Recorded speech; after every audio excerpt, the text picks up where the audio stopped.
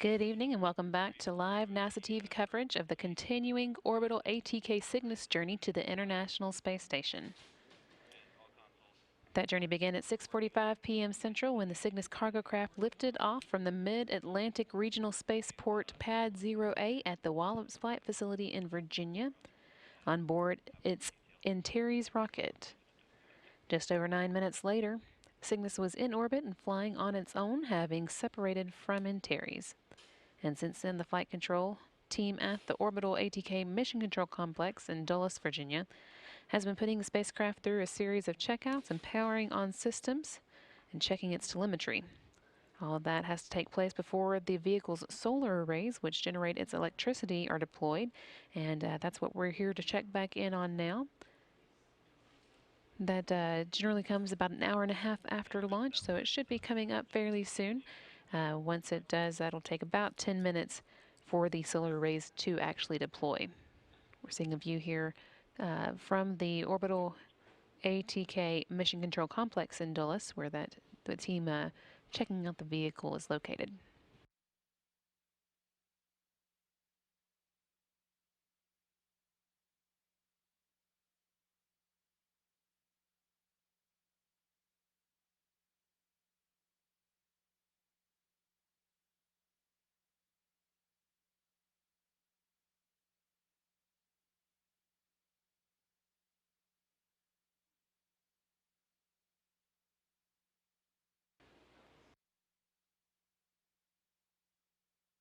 With its 6:45 p.m. Central Time launch, Cygnus began a several day-long journey to the International Space Station. Normally that journey would take about 2 days to make after arriving on orbit, but for this mission the timeline was extended to make way for the launch and arrival of 3 new crew members at the International Space Station. NASA flight engineer Kate Rubins is already at the station, awaiting Cygnus's arrival, along with Russian commander Anatoly Ivanishin and Japanese flight engineer Takuya Onishi. But on Wednesday, NASA astronauts Shane Kimbrough and Russian cosmonauts Andrei Borisenko and Sergei Ryzhikov will be launching from the Baikonur Cosmodrome in Kazakhstan and beginning their own 2-day journey to the space station. So, to give them room to arrive and get settled in, Cygnus will instead aim for a berthing to the space station at 6:05 a.m. Central Time on Sunday, October 23rd. It'll be carrying with it 5,100 pounds of cargo and equipment to deliver, including more than 1,000 pounds worth of science, hardware, and experiments. Team on board the station will spend about 5 weeks unloading it and then reloading it with trash and used hardware to be disposed of in space, and then the crew will use the robotic arm again to unberth it from the Unity node where it'll be docked and send it on its way.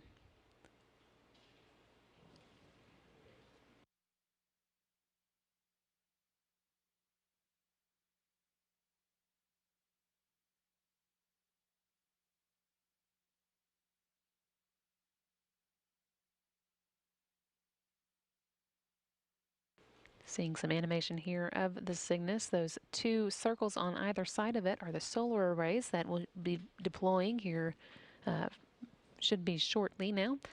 Those are actually very lightweight solar arrays, so lightweight that the team here on the ground actually has to use bungee cords to hold them up in gravity because they are so light that they aren't able to hold themselves up in gravity and only can do that in microgravity.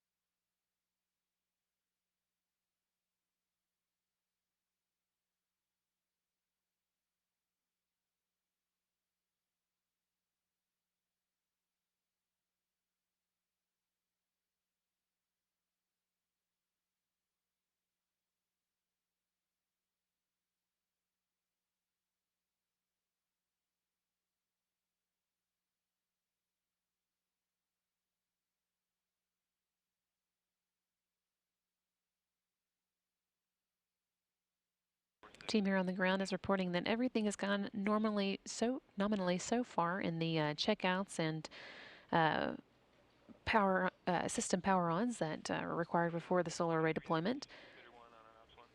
They're just about ready to begin that deployment and plan to start it once the vehicle moves into its next TDRS satellite path.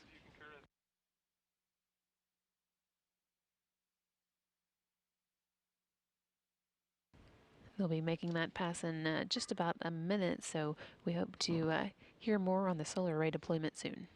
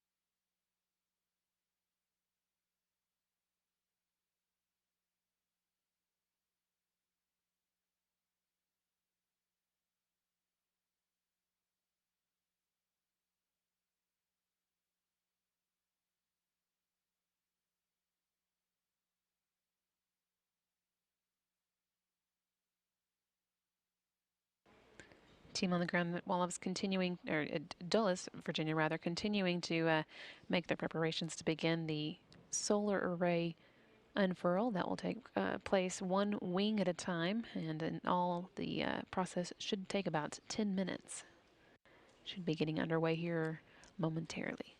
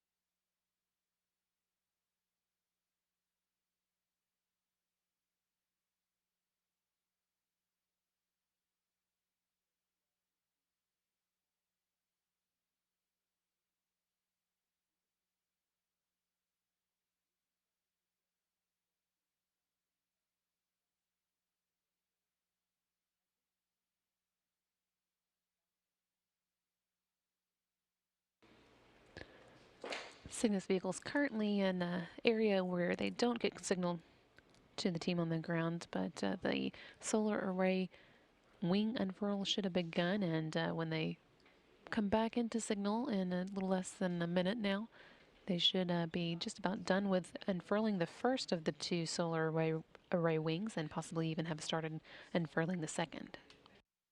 Everything continuing to go well here on the ground and in space with the Cygnus cargo craft as it begins making its way to the International Space Station.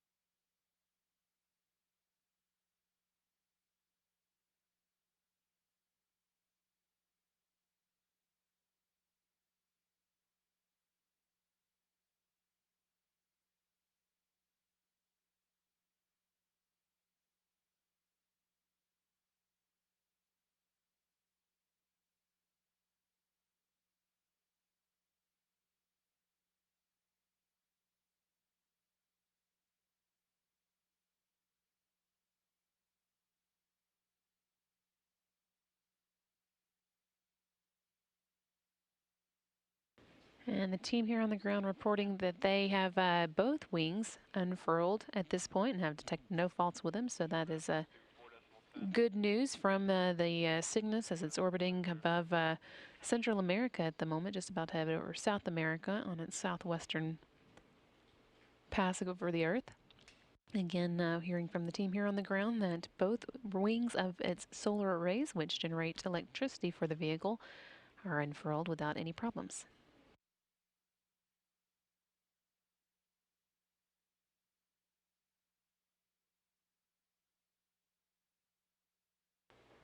Now the first wing of those two solar array wings, team on the ground is reporting has been rotated into the correct place, and we're waiting to hear next about wing 2.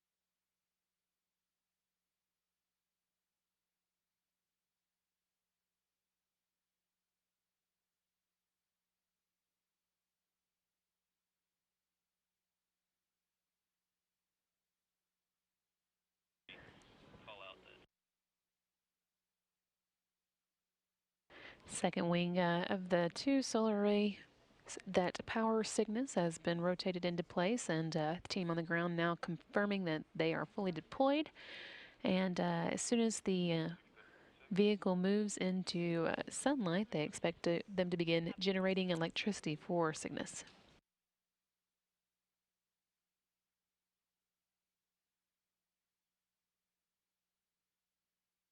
Seeing a view here from the International Space Station, which is currently orbiting off the coast of Japan.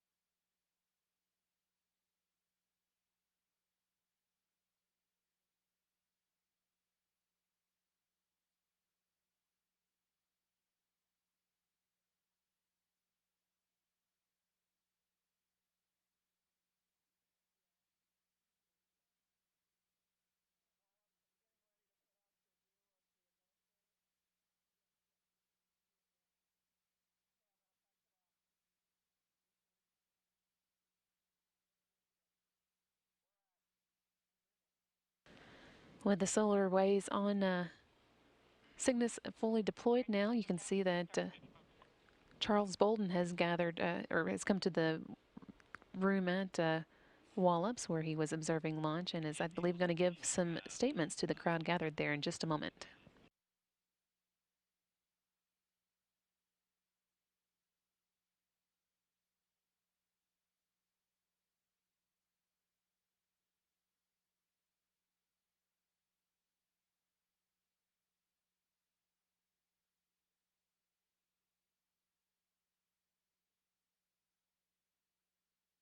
You know, it's for me, it's always great to see launches. Although, Dave Thompson will tell you the same thing I do. We hate launches because we go crazy. But it's great when things work the way they did tonight. And so, on behalf of all the NASA folk who are part of your team, I just wanted to thank everybody. This was critical for station. Even more importantly, you always hear us talk about the journey to Mars, and I say we will not get there. We cannot get there if we don't have a viable, sustainable low Earth orbit infrastructure that is dominantly controlled and operated by most of you. Otherwise, we can't keep doing the kinds of things that NASA should be doing. So this is another of the huge steps that are necessary for us if we're really going to put people on Mars. So in addition to taking supplies to the station and for the crews, it's important for that reason also. I want to congratulate all of you from Orbital ATK, the Virginia Space Agency, Mars, the state of Virginia, because they put a lot of money into it. And I want to thank the entire NASA team for such a spectacular launch. And it was really spectacular. You all saw it on the screen here. I was out at the launch site, and it was magnificent. We have been looking at photos coming in from all over the Atlantic coast, all the way down to Florida. Some of them from D.C. and surrounding area are absolutely spectacular. Time-lapse photography where you see the vehicle going over the Capitol and coming out of the Reagan building and doing all other kinds of stuff. But there's another group that I really want to thank that aren't here in the room, but I want to extend a special thanks to the absolutely incredible crew at Bermuda. That withstood Cat 4 hurricanes are nothing to play with. And they went out with purpose and took the antenna down. We were lucky in that the trailers didn't overturn or anything else, but then as soon as the hurricane had gone over, they were back out getting the antenna up, getting the tracking station in shape such that you all could do your jobs. And so for them, if they're listening in, on behalf of all of you, I'll take the privilege of speaking for all of us.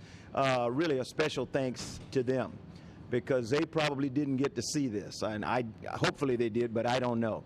Every resupply mission brings important science, research, supplies to the crews aboard the station, and they're working right now as usual. We always like to say we're working off Earth for Earth, so that's really important. We had an absolutely incredibly beautiful evening here at Wallops. We could not have asked for a more beautiful evening, a more perfectly clear night. We had an opportunity to see station go overhead. It was almost as beautiful as last night. It wasn't as dark, but it was the only thing in the sky when it did go overhead. So that was really special. We all know that this was a culmination of a lot of work on the part of all of you. It's been a very difficult 2 years. And I can't imagine what those of you in the Orbital team went through. I can't imagine how long you were holding your breath tonight, but I can guarantee that most of you were probably holding your breath for a little while, maybe even longer than most of us who were holding it just to see the vehicle lift off. But we made it, and that's what's all important. So on behalf of all the members of the NASA family, to every single person who's in this room or on the net, I just want to say how proud I am to be working with all of you. What a special night this was. I really want to thank this guy right here on my right-hand side. I'm not sure all of you from Orbital ATK know what kind of a leader you have. 2 years ago, a little bit more than 2 years ago, it was not a happy night here. And the rest of us were moping and moaning, and David was on the phone. And he was calling, I think, every launch provider that he could think of. And what he was saying was, I've got a contract with NASA to get supplies to the International Space Station. That's what we've got to do. We are a service provider, and we're going to do that. And he was able to get ULA to join hands with you all. And so between then and now, you had 2 successful launches out of KSC. And that is no small feat. So I'm incredibly proud of what each and every one of you have done, but I love being able to call Dave Thompson a personal friend, and I will go to my grave just thankful that I had an opportunity to know him. I think I've said enough, but this has been an incredible night. Probably not as big for anybody except as much as it is for those of you in the blue. Sleep well if you get a chance to go sleep. I think they're going to try to do a toast here. It's just, I want to thank you again for your hard work and congratulate all of you and give your boss an opportunity to come up and say something.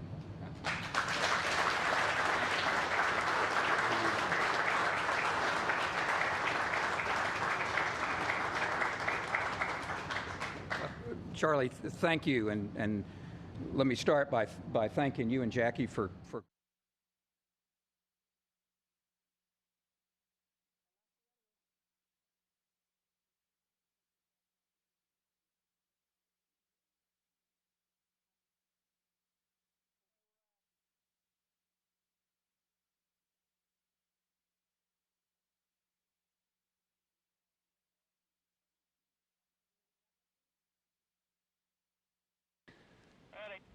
That again was NASA Administrator Charles Bolton congratulating the team at Wallops on their launch today. That was the first launch from Wallops since the accident during the Orbital ATK Cygnus, the third Orbital ATK Cygnus mission back in October of 2014. But they had a successful launch tonight that again took place at 6:45 p.m. Central Time tonight, sending Cygnus on its way to the International Space Station. Its solar arrays have now been deployed and should begin generating electricity once Cygnus moves into the sunlight. And with that, we're actually going to wrap up our coverage for the night. You're going to want to stay tuned, however, to NASA TV, because at 9 p.m. Central Time, we'll have a post-launch news conference coming from Wallops. That again is at 9 p.m. Central Time. And then there's a number of activities over the next few days that you're going to want to pay attention to as well, with a special, or with the grapple of Orbital ATK Cygnus coming up on Sunday, October 23rd at 6:05 a.m. Central Time. That's when the berthing is expected to happen, and NASA TV coverage of that will begin at 5 a.m. Central Time. But between now and then, you'll also want to tune in tomorrow at 10 a.m. Central for a special event with Kate Rubens, talking with the National Institute of Health Director Francis Collins on a Facebook Live that will be seen here on NASA TV. That's at 10 a.m. Central. And then on Wednesday, of course, we'll be launching another crew to the International Space Station. That launch is scheduled, coverage is scheduled to begin at 2 a.m. Central Time on Wednesday. All that coming up here on NASA TV, and this is Mission Control Houston.